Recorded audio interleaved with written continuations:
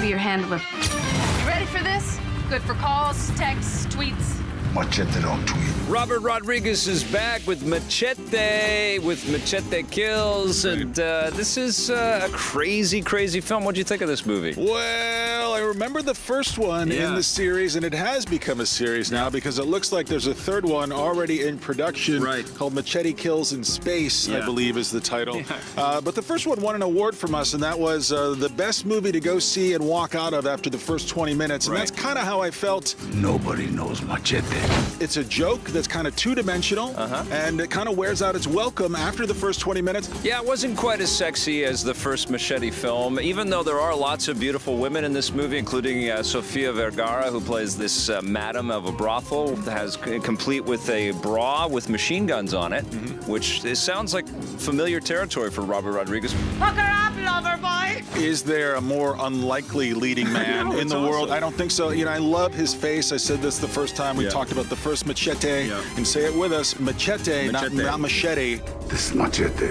I just wish that the writing and the acting and the production values, all of it was on a higher plane. Robert Rodriguez, I think, is capable of doing better work. The interesting thing about this film, though, is as we watch the Avengers and Batman and Christopher Nolan dragging all of these superhero comic book characters into the real world, Rodriguez wants to drag all these real world characters into a comic book. I mean, every line of dialogue, you can practically see the speech balloon. You've seen my face. Muy bien indeed.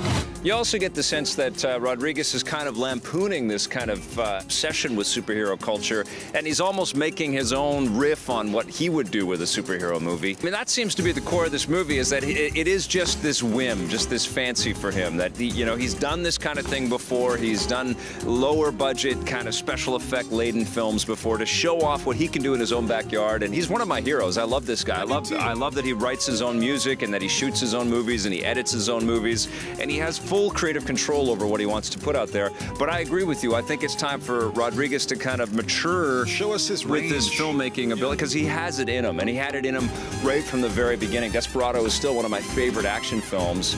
I mean, you've got some pretty competent actors in here, like Cuba Gooding Jr., Mel Gibson, and Charlie Sheen. This is the president.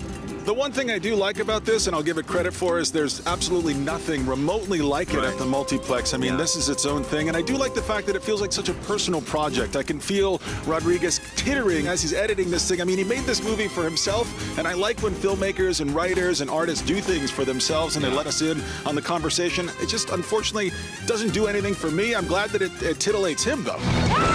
This thing is about an hour too long. I mean, Rodriguez doesn't know when to quit. He some restraint is in order. I think there's more restraint in this than there was in the first movie. Come on. And I think I enjoyed this movie as a total experience more, but there's no surprise this time. But I think I enjoyed this movie a little more than the first one.